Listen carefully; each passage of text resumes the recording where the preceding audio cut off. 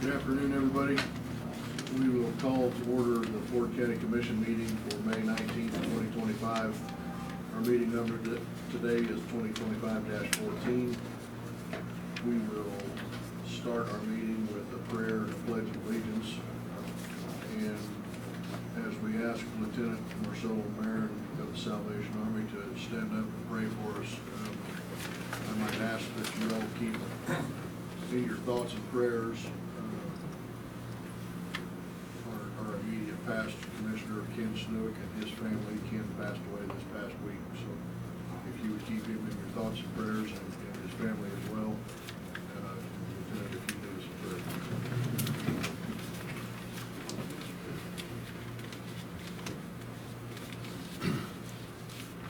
Let's pray. Lord God, we ask you to pour out your wisdom upon the authority of Dodge City. Give each leader divine discernment to see the true needs of our community and the sensitivity to respond with justice and compassion. May the Holy Spirit guide their minds and hearts to do what is necessary for this community. Please help them act with integrity and always seek justice and good for the community. We pray in your holy name. Amen. Amen. Allegiance to the flag of the United States of America and to the republic for which it stands, one nation, under God, indivisible, with liberty and justice for all. Thank you.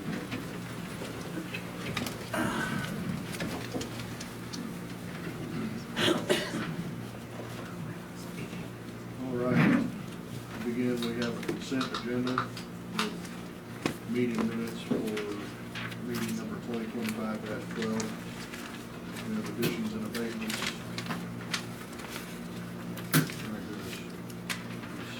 Yes, she's here, that's good. And then we have fireworks licenses, 2 wholesale fireworks enterprises LLC and J. Day Fireworks LLC. Thank you for being here, Carol.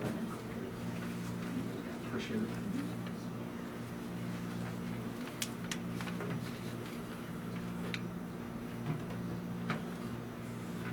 So our abatements today are, wow, near $43,000 almost. Quite a bit, yeah, that's why I give you some information. Thank you. So I'm gonna start with the small ones. We have a couple of real estate payment under protests. One is the older buildings just suffered quite a bit of deferred maintenance. It's been set vacant for quite a while, and having trouble getting it rented and leased, and it's gonna take quite a bit to bring it back up to code. So we made some adjustments there. The other one is a property that we changed classification, mixed use.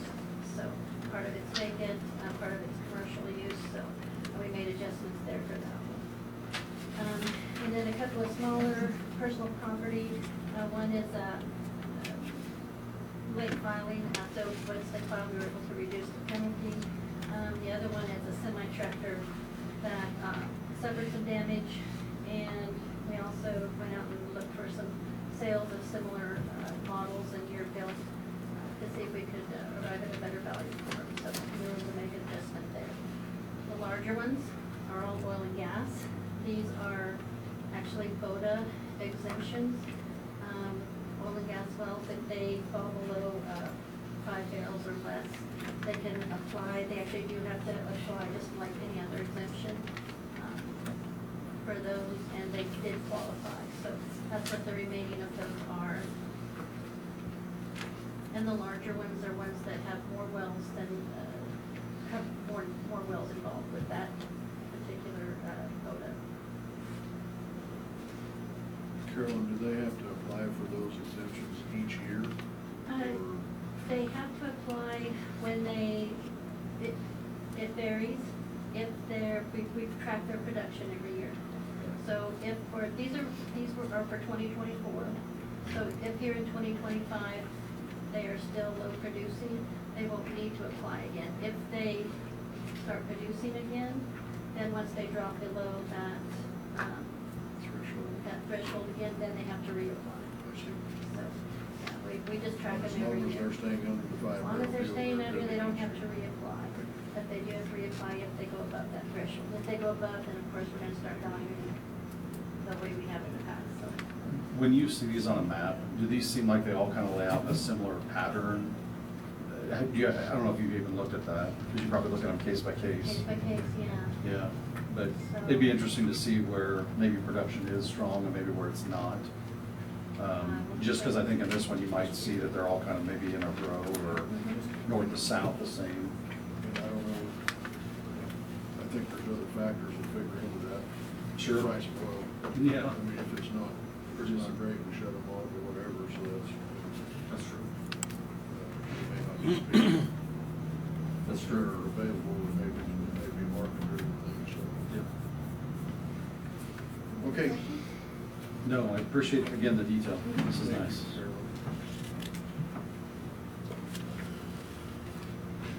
I want to make a motion to approve the consent agenda. I'll second that. Motion and second, any further discussion? Are we still under a burn ban? That's lifted now? Okay. Without any further discussion, I'll call a vote. All those in favor? Aye. Aye. Next, we have approval of claims for payment in the amount of $723,143.35.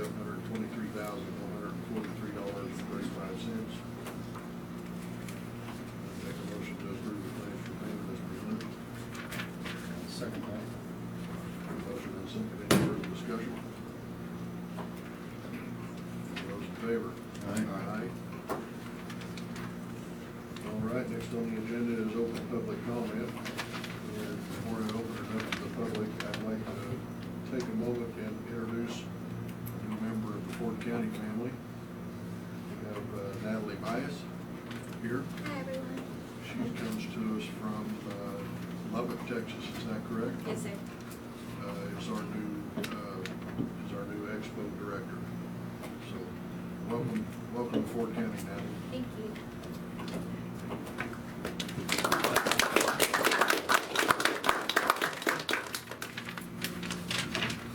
Okay, we'll open it up to the public here, limit of 5 minutes per individual, 15 minutes per topic, with final action to be deferred until the next county commission meeting unless an emergency situation exists. Do you have anybody for open public comment? After you. It won't take me very long. Just wanted to recognize all of our staff. This is EMS Week Okay. 2025, so if you happen to see them out and about, so thank you for everything that they do. Kind of celebrate them all week. I think earlier, maybe it was last week, I guess, maybe, I think there's actually a specific date, but it's a Memorial Day for first responders and EMS and sheriff's departments and those folks too. So That's I happened to see that. I saw the flags flying at half mast and I looked it up to find out why. great. That's a lot. Anyway, thanks you guys for your service. Absolutely. Okay, next.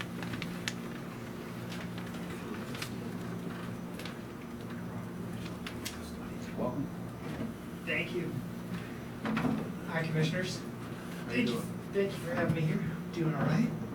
Introduce yourself there for folks. Yep. I'm Max Moore with Invenergy and the Mako Wind Energy Project. Just wanted to come here and give you some updates on where we're at with the project. So a month ago, on April 28th, we went in front of the Planning and Zoning Board, got unanimous approval for the development plan and the CUP application, so that I believe those binders are with UNAP.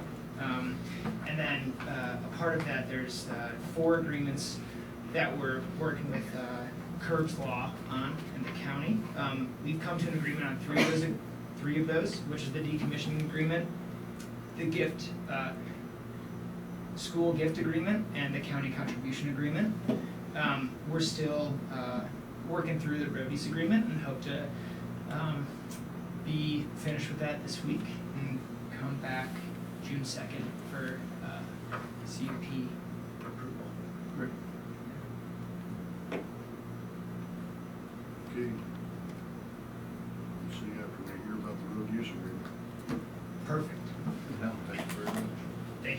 Thanks, Max.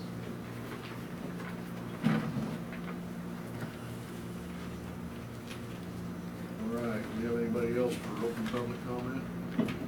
Randy?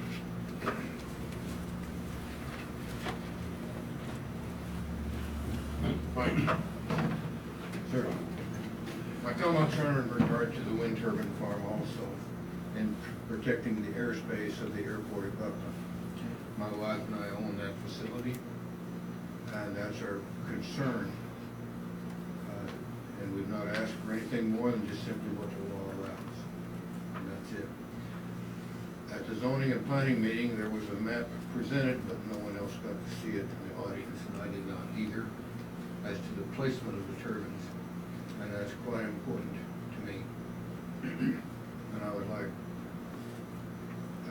that to be evaluated by the commission when it comes before me.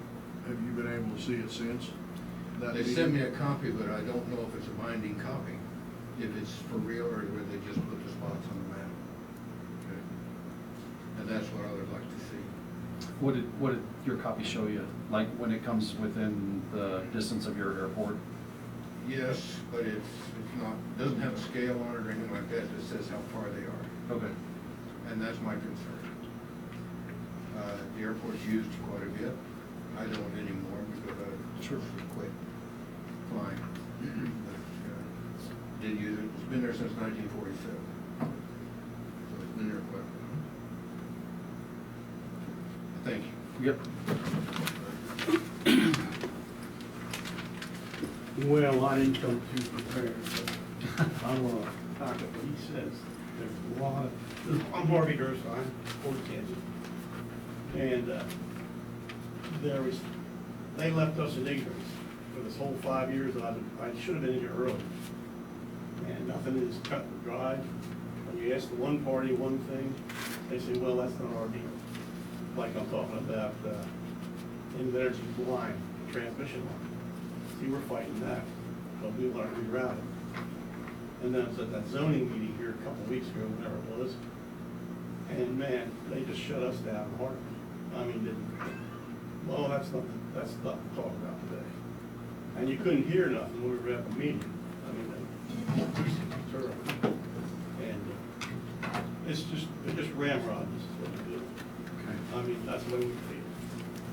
And like I say, I should have had some other people here to talk, they can talk better than I can. Anyway, I'll leave it at that. Have I'll you- move Larry on that. Okay, have you also seen the maps? Yeah, but they won't commit. Okay. What they say, and what we're wanting to change, we made under deals, reroutes, Okay. and they're just gonna push it under the bed or something. So what you're talking about, the Harvey, is the Green power line. line, the T-line, right? T-line from Buckland to, Yeah, Greenbelt Express? yeah. No, not Rainbow Express, that's the main line. AC T-line. collectors. The- AC collector. The collector line. Collector line. There's one coming from Buckland to 117, and there's one coming from Meade County to up the same location. That's where we're gonna reach the Rainbow line. So anyway, I thought I'd just call it to your attention. Like I say, I should have been on this deal 3-4 years ago before this whole thing was approved. Because I could have done a lot for it. I got a way to start. Anyway. Okay, we have anybody else?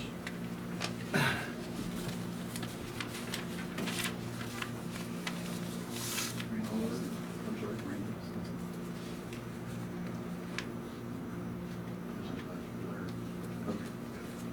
Larry Randall. Yes. Yeah. I think I said Randy. You did. Sorry about that. A lot of people call me that.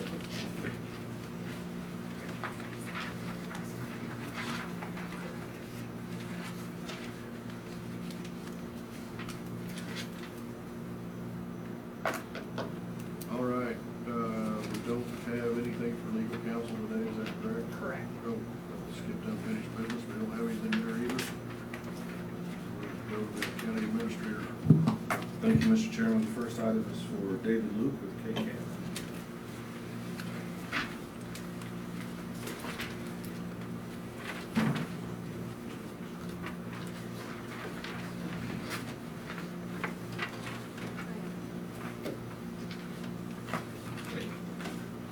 David. All right, here we Thank go. you.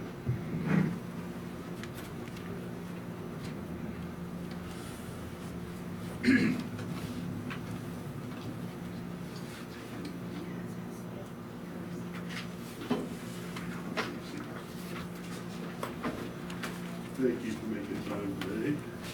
Should be quick. First of all, thank you for your membership in KCAP. This is actually your organization. You guys are a charter member. You helped form it back in 1991, so it's your brainchild. I think, we thought we'd just come in and talk to you a little bit about the deductible changes. So the costs of insurance coverage, all over really property and liability have been going up for a number of years. And there's just a number of things that contribute to that. On the property side, it's both rate and what we call exposures. So when we say exposures, it's those things that we rate on.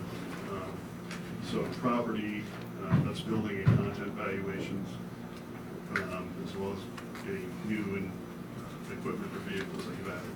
So I think you all know 2020 with COVID, the inflation numbers just took off. And I think we did I don't remember the number now, I think it was a 12% increase to our members' valuations.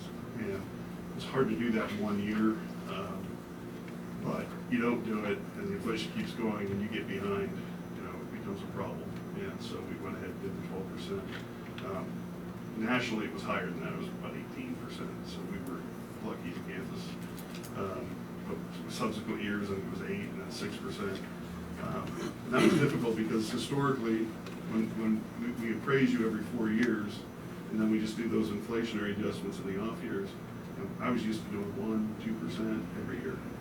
And so all of a sudden, at 12% was very difficult. We're going to see that come down now significantly, we think, for 2026.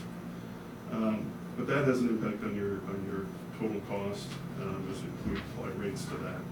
And then I listed there some examples of what we charge for on the liability side. Typically, it's expenditures on law enforcement, it's number of officers. Your jail, it's average daily population. So those things can all have an impact.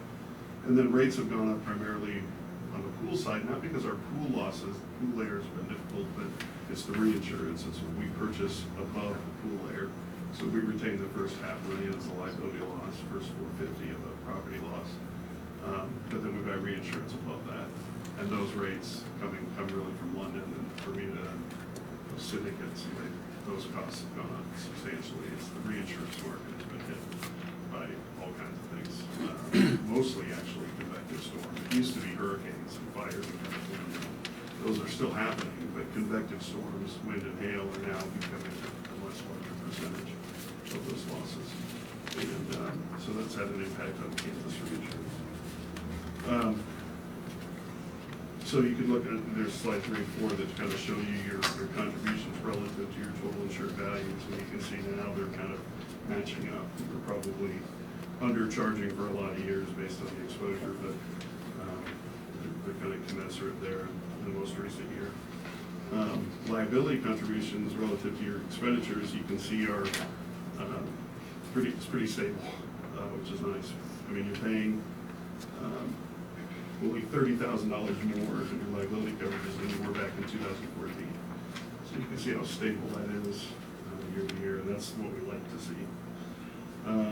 The other thing that could impact your rates will be your loss ratios. And so I presented those. I gave you a 10-year, because I think that was the initial question, looking at costs over a 10-year, 10 to 11-year period. So I showed you 2014 to 24, which is 11 years. You can see that loss ratio at 96. Over 5 years, on slide 7, it shows it at 76.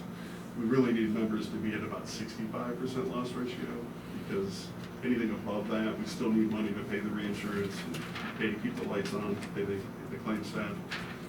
So if the loss ratio is at 65, we're comfortable with that. Below is better.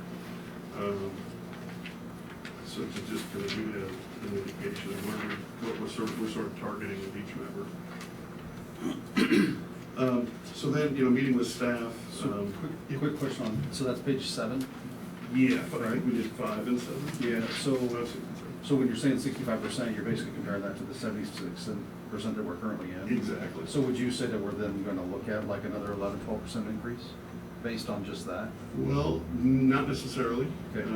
because I think, one, you just had an appraisal, so, by the way, the appraisal we did in 2024, starting in 2024, we used to only appraise everything of 100,000 or more. So if you had a location that was already at 100,000, we came in and reappraised it. Starting in 24, we're doing all property. Sure. And part of that is, we're trying to capture everything. We're paying a lot of losses for things that weren't on the schedule, not with Ford, but just generally speaking. Like a blanket? Well, yeah, I mean, we were paying for, I'll tell you what it was a lot of property in the open.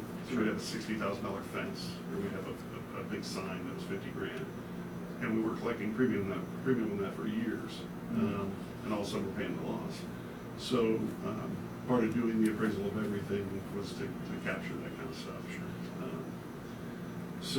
But to answer your question, yeah, I mean, it could lead to an increase. Part of what we're talking about today, though, is you've Deductible. gone higher deductibles, and I think that'll have a positive effect.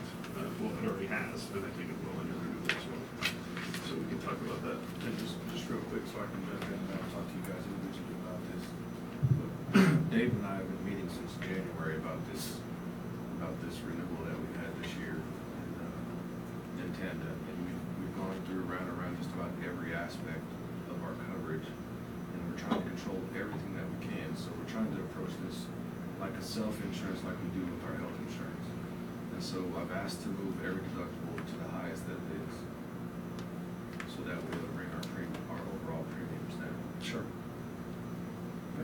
Makes sense, yeah. And so, the first thing I showed you there on slide 8 is just your total incurred costs over the last 5 years.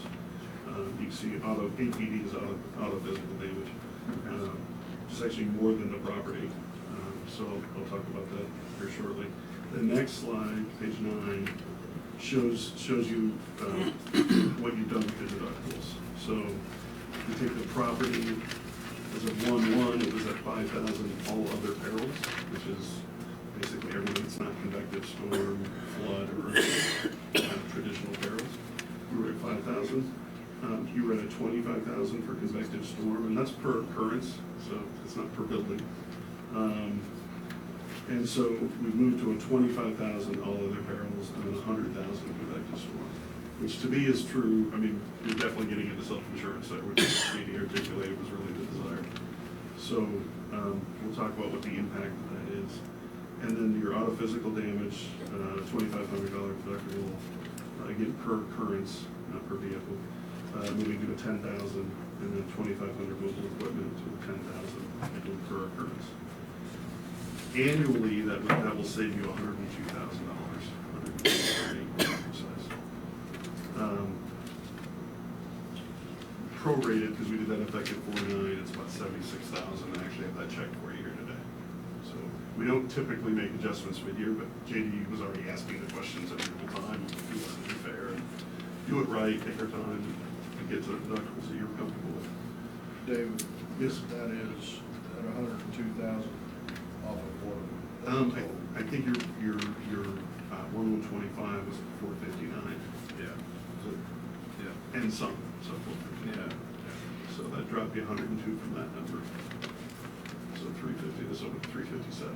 I'm trying to, I guess, compare, we're taking on only 4 times the exposure by the deductibles raising that far. And I'm seeing what that does for, in comparison to how far it's bringing it down. It Yep. seems like it's in line, so. Yeah, well, we can look at some real numbers here. That hopefully will be helpful. So on slide 10, because this goes right to your point, is, so we have losses within the expired deductibles. So at those lower deductibles, your average losses that you were paying out of pocket basically were $26,148 on average per year. Going to the new deductibles, that would be $68,037. So the difference would be $41.88. So you're talking just retroactively, if the same thing would have happened? Yeah, you got it. Okay. Yeah. So it cost you that much more out of pocket. Yeah. But it would save you the 102. Yeah. And so, and that's up. Even on the auto property damage? Yeah. Really? Yeah. Because that's a big number for property, for auto. It is. But these are just losses within that deductible. So just going, on the auto, you're only going from 2,500 to 10. Right. So that additional 7,500 per occurrence Yeah. would cost you 30,000 as opposed to, what, 12? Mhm. Yep. So your savings then would be about 60,000 annually. Now, I guess the main thing I would recommend there is you want to make sure you're budgeting or setting funds aside to pay those additional deductible losses. It's hard to know with convective storm, and if you have one, to your point, it's 4 times what you're used to, so I would budget for at least one storm at 100,000. How would you view a storm that moved through Ford County, right? Mhm. And hit maybe, let's say it's just Dodge City's location, where it hit a lot of our vehicles, hailed them out? Yes. How would you view that versus maybe a spotty storm where it's buckling a little bit, Spearville a little bit, not necessarily hitting everything? Like, do you see it as one storm? If it's within 72 hours, for us, that's one storm. Okay. Yeah. And then keep in mind your deductibles per occurrence, so it's 100,000 for that storm for the buildings and contents. Mhm. It's 10,000 for the Vehicles. vehicles, all vehicles, and 10,000 for the equipment. Yeah. So if you wanted to budget for one full event, you're employed.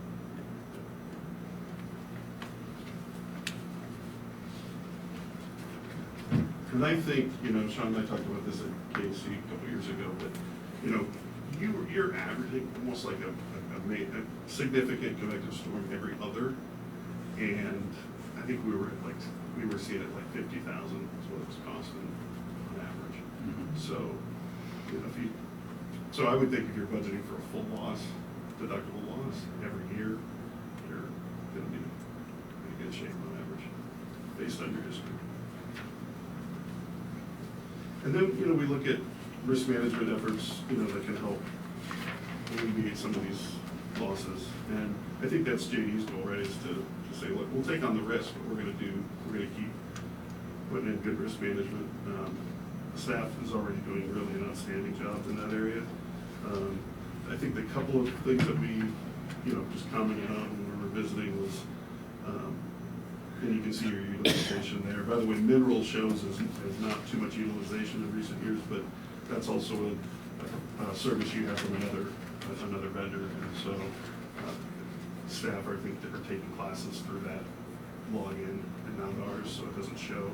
Yeah, we were talking about that because a lot of us do take the mineral courses and they're just not showing up on the K-Camp side, but it's courses that would help with that. Are you talking about like highway safety Yeah, or? like continuing education, yes. Yeah. Those would be probably more like HR, employment type things, which would cover, employment law type things.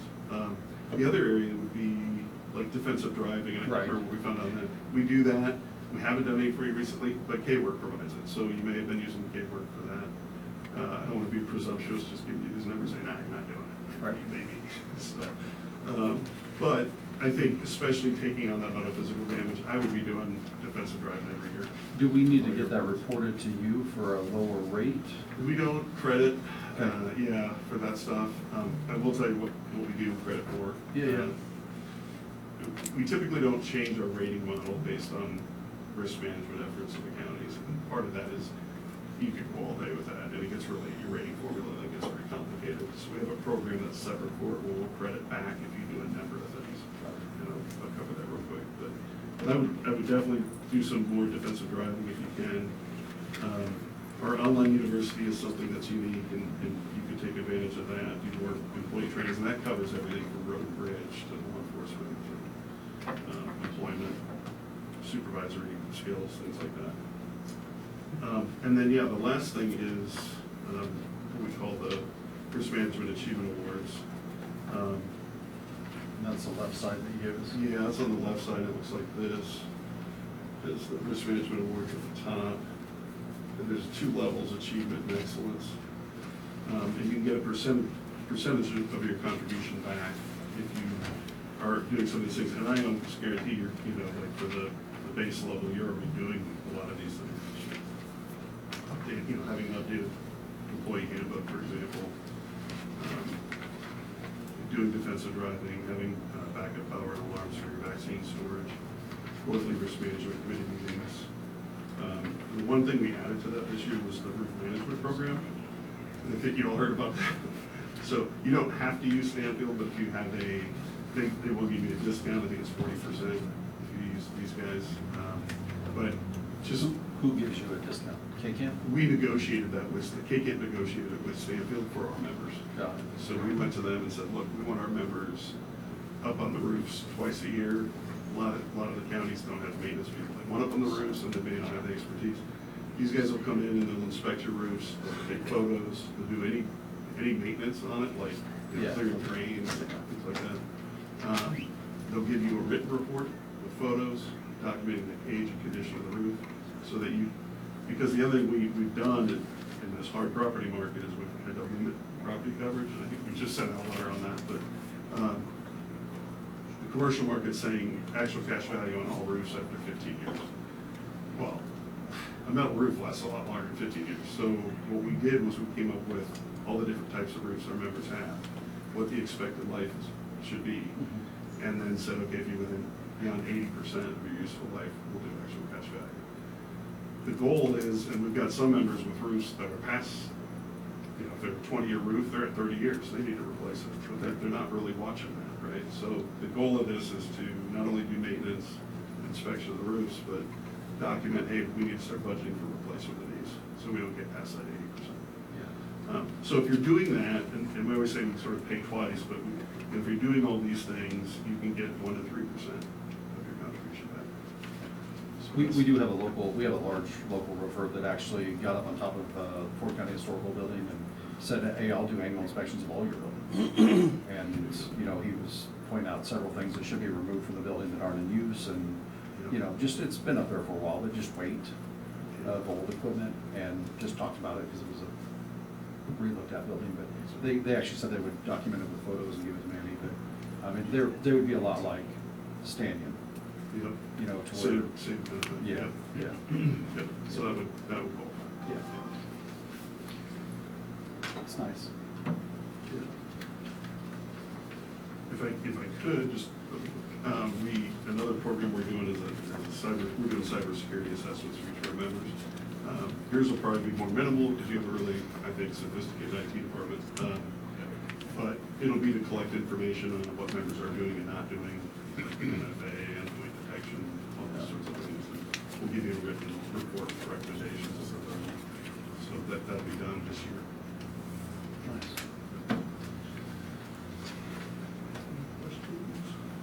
How big is K-Camp? Like tell me a little bit more about your background, like the company itself. Like Sure. what does it become? Yeah. Has it grown over time? I assume it has. It has, yeah. So it started in January 1 of 1991. Okay. It was started out of county commissioners meeting through either KCCA or KAC, really KAC, and getting enabling legislation passed to be able to form an interlocal agency that will allow the counties to group self-insure. Nice. And it started with, I think, 33 counties, and we're up to 81. Wow. Yeah. So it's a great success story. And the coverage is so much broader than when you get the commercial market. It's more tailored. We throw in things for coverage that aren't even coverage, but it's just to help the member. And then provide just a ton of risk management services that you just can't get elsewhere. So it's, and all of that, and I've been doing this since, I've been with the organization since 2014. I have never walked into a bid where we were not less money. So we're giving higher limits, we're giving lower deductibles, we're giving all these services, and we're typically less expensive. So it's sort of pat yourself on the back kind of thing. You guys, creating this was a really good move. I think it shielded you from a lot of the fluctuations in the commercial market. Yeah. Is it? Generally speaking, of the ones that are choosing to not participate, are they the smaller counties or are they the larger counties? Oh, that's a great question. The larger for sure, Yeah. so Sedgwick and Wyandotte, Johnson, will probably never participate because they can just self-insure on their own. Gotcha. You can group that. And then, yeah, the smaller ones, you just say it's a matter of time. I mean, a lot of it's, the small town, they have a local agent relationship, they just don't let that go, they Mhm. pay more, Mhm. and just not sever that relationship. Gotcha. But it's over time, like, that's, the growth's just steady. You really don't lose members once they're in. Right. It's pretty common, Dave, that I'll go to a KCCA conference or a KAC conference and there'll be a county say, hey, we just joined the KCAM. They're always pretty excited about it. It's- Honestly, they're usually calling you guys, they're calling their fellow counties and saying, how's that work for you? Well, yeah, and that's, their comment is, it made a good move. Being in this field for Focus, I've had several brokers come at me before and say, oh, we're gonna get you from K-Camp this year and stuff like that, and I don't even think they attend. They just, they might get just a one sheet that tells everything what we're doing, they're just like, yeah, we're not touching that. You know, they know, and with your, go ahead, I'm sorry. I was gonna say with your ITV variations, has that changed on your side too? Like, are you capping at a certain point? Is reinsurance telling you something different? In terms of our Valuations. Our valuations of buildings? Yeah, yeah. Oh, well, a lot of that is, that's the other reason to just take the hit when we had it, is reinsurers were getting very frustrated, just generally speaking, not with KKM, but. Sure. But, with paying losses where something was on the schedule for $1 million and it was a $20 million building. And they just never appraised, or maybe they did, they just didn't put the new value on there. And so they're going, we were collecting premium on $1 million, or $20 million, we were collecting on $1 million. And it was happening kind of across the board. And so we felt like, let's give them a lot of confidence that what we're doing is right. And we'll just, we're not only raising 100,000, we're gonna raise everything. And give them confidence that what we have is. Covered correctly. Yes. Yeah. They're getting good data, that works for us. I'll just say about 7, 8 years ago, we did this, we went out to bid. I don't know if you guys remember this. Mhm. The group in Kansas City, and they didn't even come close. Yeah. Didn't even come close with coverages or premiums. Yeah, well, we just added Saline County last July. This was a first, but the broker actually got up and recommended it. There you go. There you go. It's a pretty honorable thing to do. Yeah. It's kind of working back in the market that created us in '91. Yeah. Where brokers are coming in with no quote, someone's not showing up for the meeting, or it's sizable increases that are just, in a soft market, we were maybe, I don't know, in a small county, I was probably 10, 15, 20,000 less. In the starter market, it's even Yeah. more spread. Yeah. Yeah. It's a big exposure for sure. It is, yeah. It's like something I always did cropping up, right, with law enforcement years ago, and it's been the convective storm, and now we're seeing the cyber frequency and severity go up, so we're trying to stay out in front of that, but Yeah. Makes sense. thank you for your time.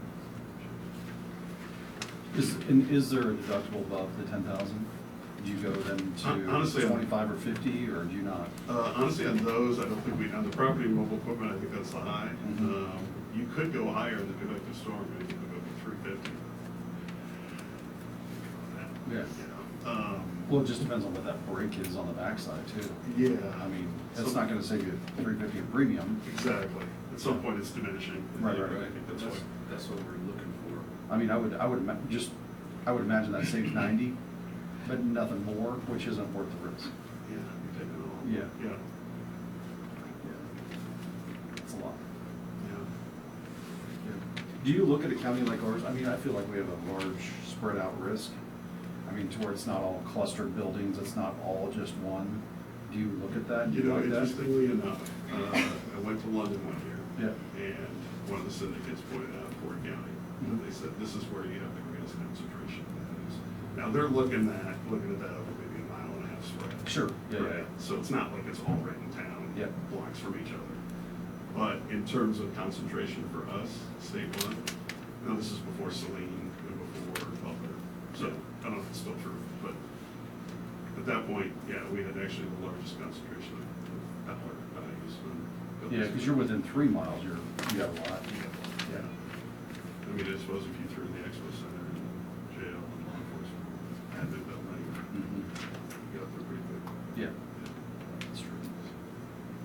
David, we've talked about all the good that I think that you've done for our county over all the years that we've been a part of this. Before I let you get away, I will mention one deal, and I won't be specific about it, but we had a payout on a case that we specifically had said that we would really rather not be paying out on this case. And I would be remiss in not bringing that to your attention as you came here today. We're pretty darn disappointed. I'm sorry, pretty darn disappointed about that particular case. I would love to meet with you in executive session on that and talk about that. Not today, but. Yeah. Yeah, I would even say, just to reiterate that, I think when you think about the value of what you bring, if you were to lose someone, it's over a situation like that. Yeah. Where you feel like you don't have a voice, or you don't have the control, and you maybe spoke, but it just didn't feel like you were heard, or maybe felt like it was part of it, you were even part of the decision process, even with other electeds. Sure. To where you just felt like, man, it's gonna go our way, and then all of a sudden, nope, we don't have any control, it's gonna get settled Yeah. a different way. So, Right, I just- without getting specific, but. Sure, yeah, and well, and keep in mind, you can bring that to the board, like, you are more than welcome to come to a KK board meeting, Right. and say, we're disagreeing, here's fine. Yeah. We can have that discussion with you present with the board, that, absolutely. Would that be in Topeka? Mhm. Yeah. And I've had this conversation with David a couple of times in person, so when you guys are expressing concern, I also express concern. Yeah. So this isn't the first time he's heard it. Well, I think we forwarded correspondence regarding that case at that time. Right. Yeah, anyway, I'd love, yeah, but I would like, if we could. Yeah. Yeah. Thank you for coming, David. Absolutely. Any other questions or comments, gentlemen? Well, I don't know if everybody in the room even understands that David's role. I mean, with K-Camp, you are the CEO. I am, I'm the administrator, yep. Yeah, so I mean, that's big, just so you guys understand who's sitting here is not, I mean, it's not somebody who just started with you guys. Yeah, yeah. Just trying to explain, hey, we got Fort County, you know? Right, right. It's just a renewal. you Yeah, know. exactly. It's a big deal. Well, thank you. Yeah, we love coming here. I will do it any time, drop a hat. So, yeah, it's an honor to work with you guys. Yeah. Same, thank you. Thank you.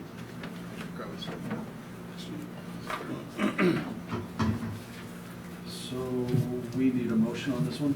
Yes. Mr. Chairman, I make a motion to approve the new deductible as presented. You're just going I would second the motion. Do you have any further discussion?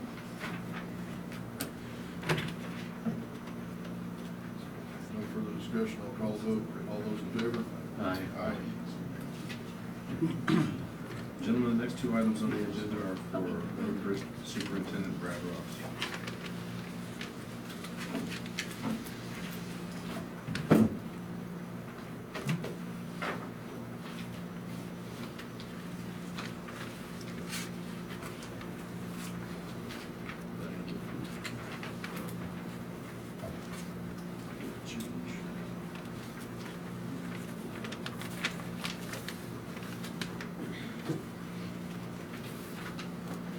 Hello, gentlemen, how are y'all? Good. How are you? Good. I went out to bid for some new work trucks. I received 2 bids back. One from Lewis Chevrolet here in town, and the other one from Juan MacArthur in Salina. These are for just basic 2-wheel drive work trucks. The bid price for Lewis Chevrolet was $39,959, and Juan MacArthur Ford in Salina was $37,000 even.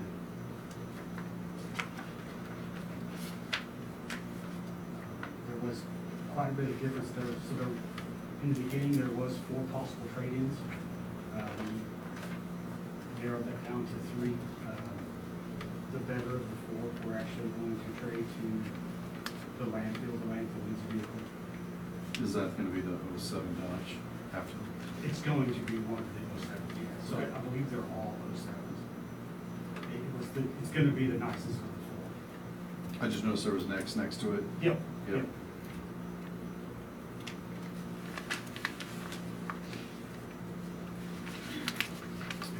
It's with my recommendations that we stated that Lewis would receive the bid.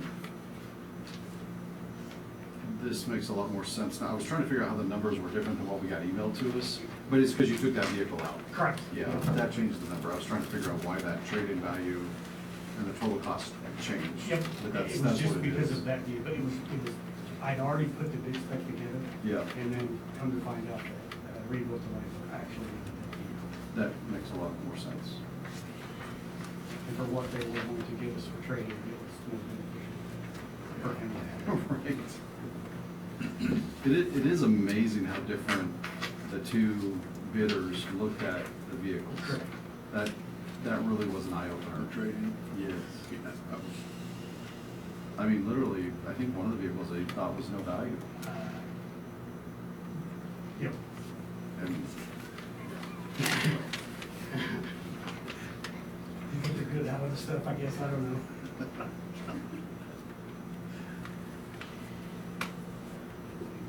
or maybe that was the one that was pulled out, that's why they didn't value that one, maybe they knew that at that point.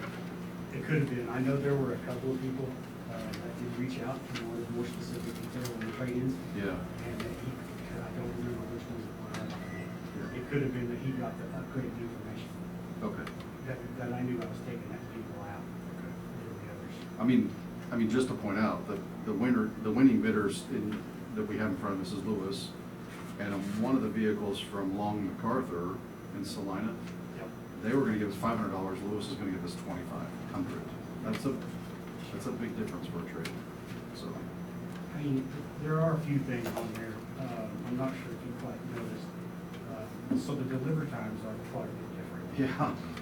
The difference is the Lewis, those are actually gonna be 26 models, they won't be 24. Yeah, noticed that on So for us to wait just a little bit longer.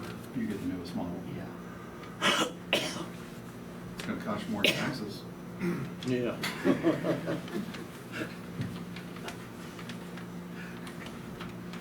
Well, I appreciate you putting that work together for sure.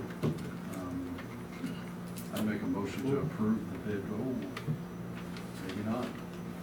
Just real quick, Yep. Samantha, I'm gonna put you on the spot here as we're going through this, and I'm sorry. I'm gonna put you on the spot here as I'm looking through the bid specs, because I know we're super strict about the bid specs for the vendors when they're coming back to us with the bid. So for example, they couldn't bid us a 2024 model or a 2022 model, because that's not spec, right? Right. So in the notice to bidders, we say that we are trading in 4 trucks, but we're going back to 3 trucks. And I just want to make sure that we're clear that we have changed the specs on our side, not the vendor. Because this is something that I would point out if this is on the vendor side. Correct.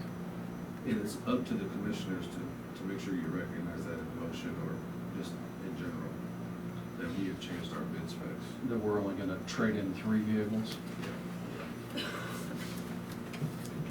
Don't you agree? Yeah, I agree. I was waiting for the, I was like, yeah, you got going along with you, so that wasn't too hard of a spot, but yeah, I would agree with that. Okay. Because I know vendors sometimes will come back and say, complain about if something was not done. If you don't address that, I've had seen vendors come back and say, well, that wasn't spec and ours wasn't. So, Okay. So on that note, I would still make a motion to approve the recommendation, noting that we are trading in 3 vehicles instead of 4 from the pool that we were looking at. And the recommendation would be that Lewis Chevy would win the bid. Do you need the cost amount? I'll second. all right, with a motion and second, any further discussion? All those in favor? Aye.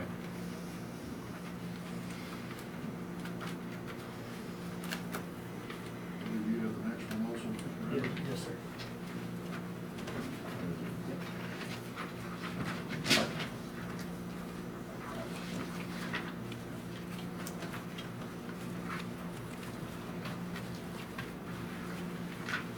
The next one is just a list of stuff that honestly we have laying around the yard that either doesn't work or we don't utilize anymore. This is clear back from equipment from 1997 or stuff that was donated from one of the military organizations.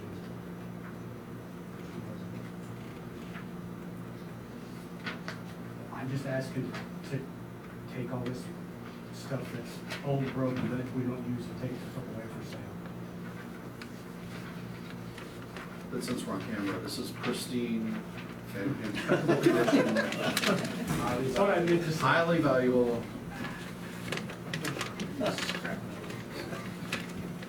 The only way we can make it fair to all our constituents that want to bid on this is to make sure it's in a public open auction. I apologize. Next time I will make sure and sell it a little better. Lightly used. Lightly used. Gently. It's just a ding and dent sale, that's all. You know, when you look at things like this, like the grader, the loaders, I mean, those things still have probably a lot of life and value. I mean, is that, I mean, I know we're going purple wave here is what the recommendation is. Have we talked to townships and people in our community that might have a need for a piece of equipment? I've talked to a few of the township guys, I've talked to the local dealers. Okay, Their recommendation was to just sell. okay, perfect.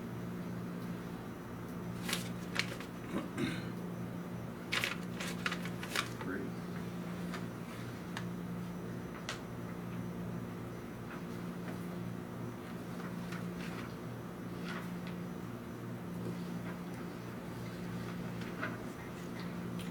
Mr. Chairman, I'd make a motion that we approve.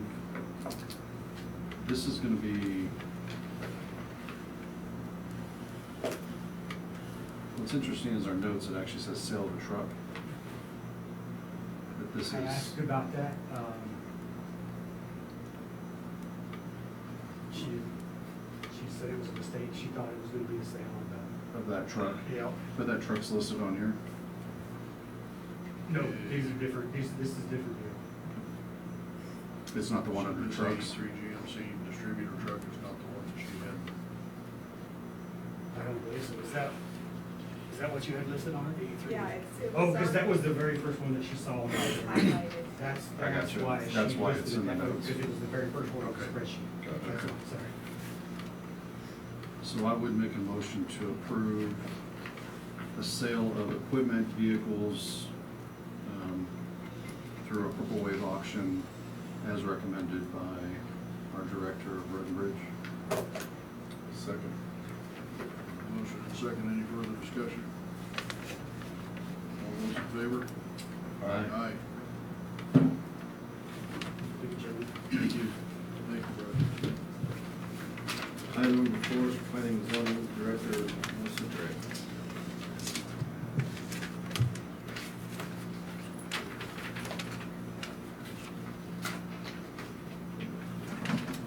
Good afternoon. This is for resolution number 2025-13. The applicant is Mr. Jonathan Vargas, and he is in the audience. He's seeking a conditional use permit to park up to 10 light-duty vehicles on a 4.97 acre lot for the purpose of selling them exclusively online. It's crucial to clarify that no business activities will occur on this parcel. Rather, the exchange of vehicles will take place at his partner's family workshop located in Gray County. Mr. Vargas has committed to maintaining the lot to ensure that no trash accumulates because of the parked vehicles. The proposed vehicle access for moving vehicles on and off the lot is limited to the hours of 7 a.m. to 10 p.m. Additionally, it's important to note that the lot is owned by the applicant's father, who has given his consent to the development plan. In accordance with Fort County zoning regulations, a maximum of 3 vehicles is permitted to be parked on a single lot.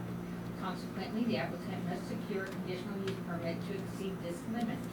So on April 28, 2025, the Fort County Zoning Board convened comprising of 4 members and unanimously voted 3 in favor and 0 opposed to recommend the approval of Mr. Vargas' conditional use and development plan. This recommendation is contingent upon the fulfillment of the following requirements. The applicant shall comply with all applicable local laws and regulations, and the development plan submitted must be approved as presented.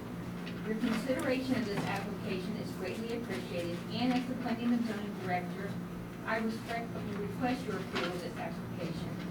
Not only does it align with our comprehensive plan, but it also serves to encourage young entrepreneurs in our community. This initiative will empower them to pursue their dreams while demonstrating that success can be achieved within the framework of government regulations. Your support in this matter will not only foster innovation, but also contribute to our local economy's growth and vitality. And thank you for considering this application. And that's the end of my report. Thank you, Lucy. Make a motion to approve resolution number 2025-13 as presented. I'll second. Motion second, any further discussion? I just want to say how clever the name is. That was it. Just a very clever name. I like this. All right, I'll call a vote. All those in favor? Aye. Thank you, Commissioners. Thank you. Thanks, Commissioner. Item number 5 is for Communications Director Elliot Link.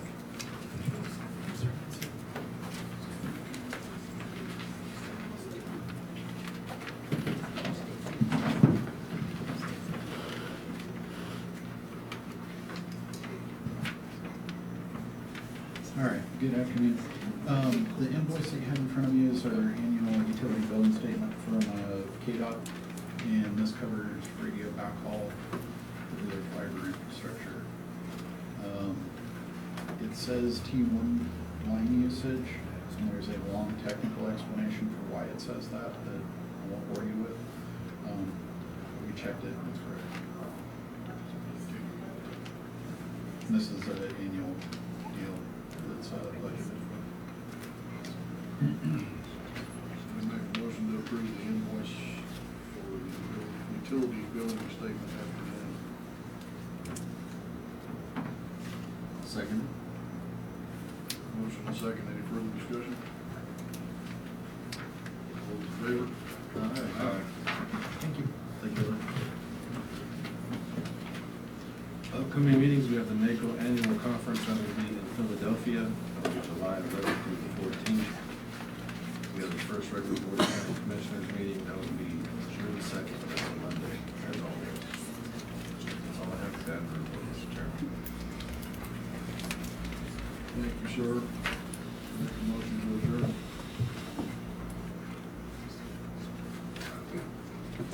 I'll second it.